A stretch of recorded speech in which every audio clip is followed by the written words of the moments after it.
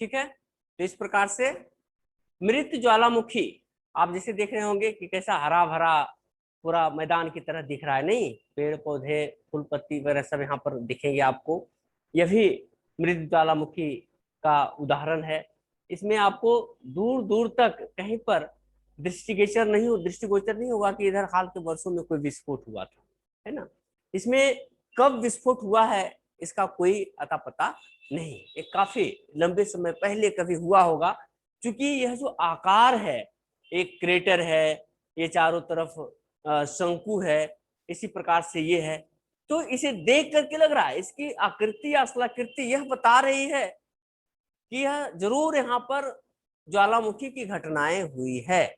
मतलब वहां पर ज्वालामुखी विस्फोट से ही बनी हुई यह स्थलाकृति है, लेकिन इसमें हाल के वर्षों में या पूरे ऐतिहासिक काल में कभी कोई घटना हुई है ऐसा दृष्टिगोचर नहीं हो पा रहा है, क्योंकि आसपास जो पेड़ पौधे वनस्पतियां और ये सब जो चट्टान है, इसे देखकर लग रहा है कि बहुत पुराना ये घटना है। तो इसलिए इस प्रकार के ज्वालामुखी जिसमें पहले कभी हुआ था, जिसकी स्थलाकृति को देखकर हम अनुमान लगाते हैं कि यह ज्वालामुखी से निर्मित है ना, लेकिन कोई इसमें अब यह संभावना नहीं है कि दोबारा फिर इसमें विस्फोट होगा या नहीं होगा, है ना, यानी ये संभावना नहीं है, दूर दूर तक संभावना नहीं कि इसमें विस्फोट होगा। तो ऐसे जो ज्वालामुखी है उसे हम कहते हैं मृत ज्वालामुखी। तो मृत ज्वालामुखी के जो महत्वपूर्ण उदाहरण आपको दिखेंगे पूरी दुनिया में, उसमें है कोह सुल्तान एवं देवबंद जो ईरान में है। यह पाकिस्तान से सटा हुआ हिस्सा है। पोप या म्यांमार, पोपा जो म्यांमार में है, यह भी मृत ज्वालामुखी का उदाहरण है। इसी प्रकार से किलिमंजारो जो अफ्रीका में है, यह भी मृत ज्वालामुखी का उदाहरण है। और फिर चिम्बाराजो जो दक्षिण अमेरिका में है, यह भी मृत ज्वालामुखी का उदाहरण है। ठीक है। अब इसके आगे हम देखते हैं कि उद्गार के आधार पर इसके कितने प्रकार होते हैं और कौन कौन से वोल्केनो है ना। तो इसमें उद्गार के आधार पर, क्योंकि इसमें क्या होता है कि जो अलग अलग उद्गार होते हैं इसके ज्वालामुखी के, तो उसमें अलग अलग स्थलाकृतियों का निर्माण होता है और उसके जो प्रकार होते हैं, किसी में बहुत तेज गति से निकलता है लावा, किसी में बहुत धीमे गति से निकलता है। ठीक है। तो उस आधार पर हम इसे अलग अलग रूप में उसे हम डिवाइड करते हैं। जैसे दुनिया में कई जो महत्वपूर्ण 5 प्रकार के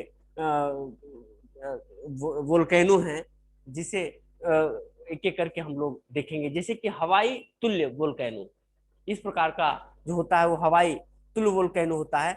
इसमें अमूमन होता यह है कि इसका जो उद्गार होता है बहुत ही शांत ढंग से होता है, धीरे धीरे करके वह निकलेगा लावा, है ना, और लावा धीरे धीरे करके निकल करके आगे की तरफ एक एक ऐसे करके आगे करके बढ़ता है। इसमें लावा का यानी बहुत तेज विस्फोट से नहीं होता है, आराम से निकलेगा वो और धीरे धीरे करके वह आगे की तरफ बढ़ेगा। इसमें यह भी देखा जाता है, ये खास करके ये जो हवाई द्वीप है वहां पर चूंकि इस प्रकार के उद्गार होते हैं, इसलिए इसी के नाम पर इसका नाम रखा गया हवाई तुल्य ज्वालामुखी। इसमें जब इसका विस्फोट होता है तो इसके जो गैस है वो ऊपर उछाल दिए जाते हैं और उसमें जो धुआं वगैरह होता है तो आगे इस तरह से करली रूप में ऐसे करके छाता है, ऐसे कर करके कि देखने में लगता है कि किसी महिला का बाल जिस प्रकार से करली बाल होते हैं, घुंघराले बाल होते हैं, उस प्रकार से लगता है कि आसमान में एक करली बाल की तरह एक लहराता हुआ दिखाई पड़ता है। इसीलिए उसे अग्नि देवी पीली के नाम से लोग वहां पे जानते हैं, इसीलिए इसे पीली भी कहा जाता है ना, अग्नि देवी पीली। ये हेयर की तरह दिखाई पड़ता है, वो करली छल्ले की तरह दिखाई पड़ता है। इसी प्रकार से अगला है अस्ट्राम्बोली तुल्य वोल्केनो। अस्ट्राम्बोली के बारे में मैंने बताया था, यह सिसिली में लिपारी द्वीप पर स्थित है ना, भूमध्य सागर में। इसमें क्या है कि इसकी जो ऊंचाई होती है वह बहुत अधिक ऊपर तक जाता है और फिर पुनः वापस क्रेटर में ही बहुत सारी इसमें चीजें गिरती रहती है। इसमें एसिड की मात्रा कम, यानी कि एसिडिक कम होता है, सिलिका की मात्रा इसमें कम होती है ना। और इसके इसी की तरह के जो अन्य जगहों पर कहीं उद्गार होता है तो उसे हम कहते हैं अस्ट्राम्बोली तुल्य ज्वालामुखी। इसमें विखंडित पदार्थ, धूल, अवस्कर, ज्वालामुखी बम, जो कि हम आगे बताएंगे कि इसमें कौन कौन से पदार्थ निकलते हैं। तो इस प्रकार की चीजें बहुत अधिक मात्रा में निकलता है, लगातार इसका उद्गार होता रहता है। ठीक है, तो ये अस्ट्राम्बोली तुल्य ज्वालामुखी था। अगला है वोल्केनो तुल्य ज्वालामुखी। वोल्केनो तुल्य ज्वालामुखी का विशेषता यह है कि इसके जो लावा होते हैं वो अपेक्षाकृत ज्यादा, उसमें चिपचिपाहट होता है। तो चिपचिपाहट मैंने बताया था आपको पहले कि जो एसिडिक लावा होंगे जिसमें सिलिका की मात्रा ज्यादा होगी तो क्या होगा, वह चिपचिपाहट होता है उसमें, और इस वजह से वह क्या करता है कि वह ज्यादा दूर तक नहीं फैल पाता, वो चिपकता चला जाता है और ऊपर में उसके जो शंकु है, ऊंचे शंकु का यह निर्माण करते हैं। इसमें कई बार ऐसा होता है कि जो जहां से यह निकला, मान ली कि यहाँ से लावा निकल रहा था, ठीक है, यहाँ से लावा निकल रहा था और अधिक चिपचिपाहट की वजह से कई बार क्या होता है कि ये वाला जो हिस्सा है पूरा जम जाता है ना। और अब दोबारा मान लीजिए कि फिर से इसमें नीचे की तरफ ये बनना शुरू हुआ, अधिक मैग्मा तैयार हुआ। अब यह मैग्मा बाहर की तरफ निकलने का प्रयास करेगा, तो बाहर निकलने का प्रयास करेगा, लेकिन ये वाला जो हिस्सा क्या था, अधिक चिपचिपाहट की वजह से यह जम गया था।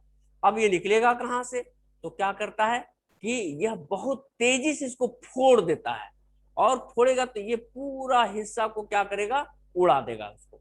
ठीक है, और इस प्रकार से कई जगहों पर इसमें कार्डेरा का निर्माण होता है, यानी कि जो ऊपर वाले जो हिस्से हैं वह क्या होता है, एक कार्डेरा के रूप में बन जाता है, इस प्रकार से बन जाता है।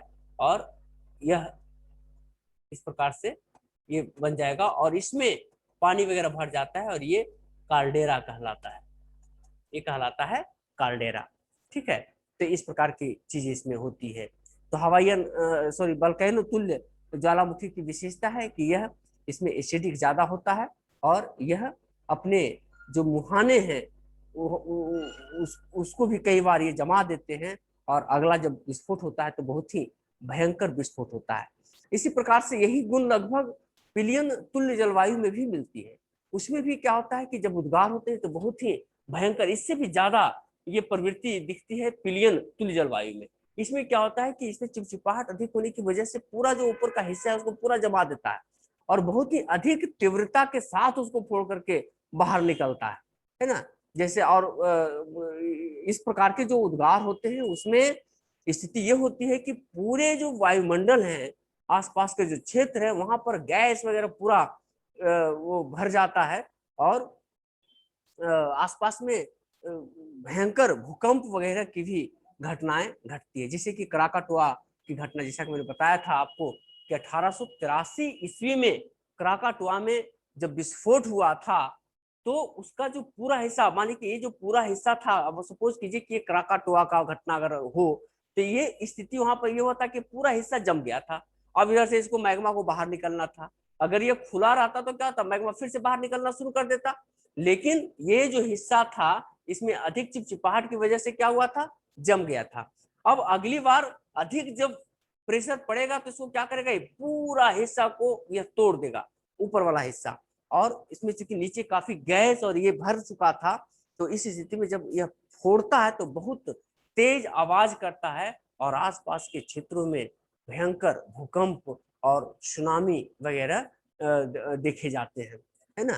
कहा जाता है कि जब कराकाटुआ में जो विस्फोट हुआ था तो उसमें 27 किलोमीटर ऊंचाई तक इसका जो गैस और भाप वगैरह ये सब था ऊपर तक चला गया था, है ना। और इसकी जो आवाज है वह लगभग 3000 किलोमीटर, सॉरी 3000 मील, यानी कि लगभग 8400 किलोमीटर दूर ऑस्ट्रेलिया तक सुनी गई थी।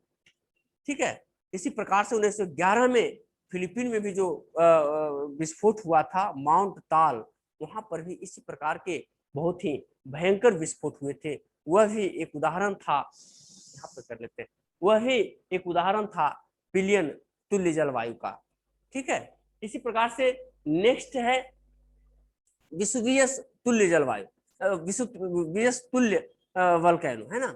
इसमें भी जैसा कि मैंने पहले बताया कि यह क्या होता है कि अपेक्षाकृत पैठिक लाफा इसमें ज्यादा होता है और ये दूर दूर तक फैल जाता है, पसर जाता है, और इस वजह से इसकी जो ऊंचाई होती है वह कम होती है। इस प्रकार से अलग अलग प्रकार के वल्केनो होते हैं। उद्गार के आधार पर हमने इसे 5 भागों में बांट करके देखा था। ठीक है, और उन सारी चीजों को मुझे लगता है कि आप समझ गए होंगे। अगला हम देखते हैं, इससे जो कुछ बनी स्थलाकृतियां हैं उसे, ज्वालामुखी से कई प्रकार की स्थलाकृतियों का निर्माण होता है ना। जैसे इसमें जो एक सबसे पहले आप देखेंगे कि जो निर्माण होता है वह क्रेटर। क्रेटर क्या है?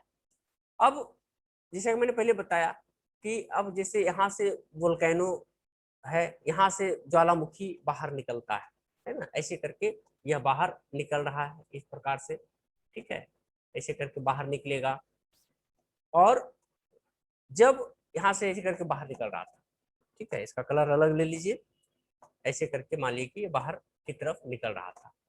ठीक है, अब जब लावा निकलना बंद हो जाएगा तो क्या करेगा, ये वाला जो हिस्सा है ये अंदर की तरफ धंस जाएगा। तो यहाँ पर एक ये जो आकृति बनी यही कहलाता है काल्डेरा, सॉरी क्रेटर। यही वाला जो हिस्सा है ये वाला, यह क्रेटर के नाम से जाना जाता है।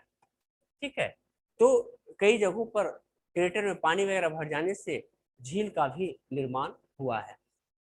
वैसे इसी में जब दोबारा कभी विस्फोट होता है, जैसा कि मैंने बताया कि क्राकाटुआ में बहुत भयंकर विस्फोट हुआ था, तो ये जो पूरा हिस्सा जो होता है ऊपर वाला हिस्सा इसको उड़ा देता है, और उस स्थिति में यह जो झील है क्रेटर वाला, यह बड़ा हो जाता है और यही काल्डेरा के नाम से जाना जाता है।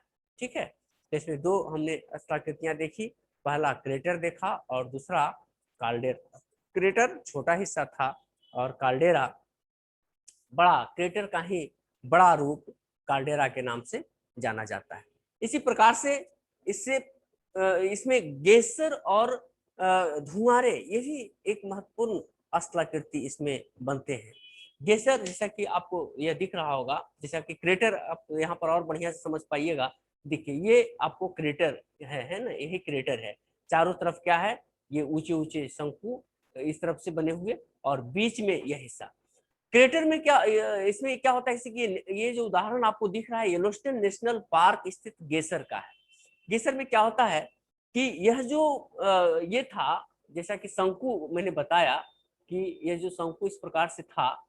ठीक है, ये इसी का, ये समझिए कि ऊपर वाला हिस्सा है, ये जो आप देख रहे हैं यह ऊपर वाला यही हिस्सा है, ये ऊपर वाला हिस्सा।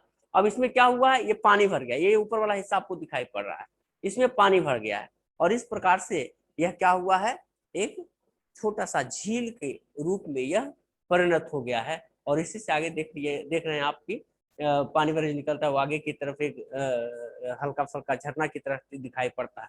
यहाँ पर एक विशेषता है इसकी यह कि इसमें एक पतला सिंक से पानी, अब यहाँ पर पानी भरा हुआ है, अब धीरे धीरे करके पानी अंदर की तरफ जाएगा, अंदर जाएगा तो अंदर में चूंकि उसके गर्मी उसे ज्यादा मिलेगी, तो अंदर जब वह जाएगा तो गर्म होने लगेगा, गर्म हो करके जब बहुत ज्यादा गर्म हो जाता है तो भाप बन जाएगा।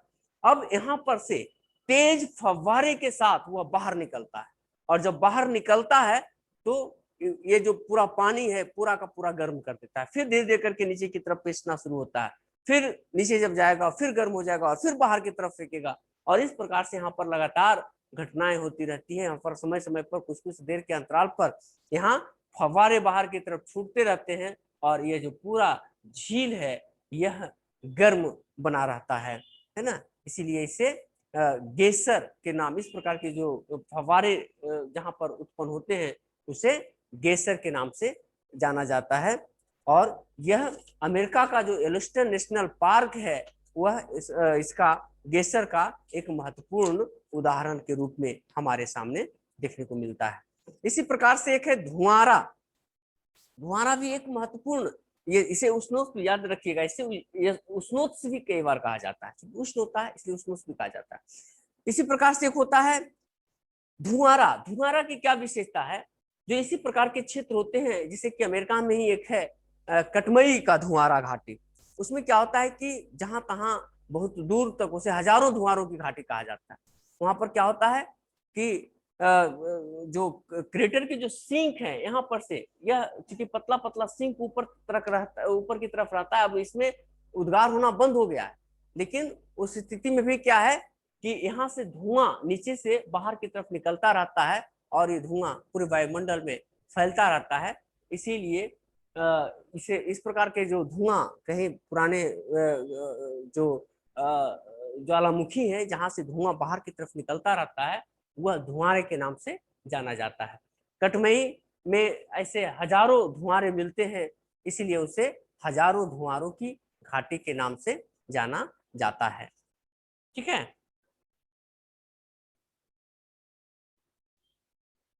अब है कि ज्वालामुखी ज्यादा कहाँ मिलते हैं, तो इससे संबंधित आपको सवाल मिलता है।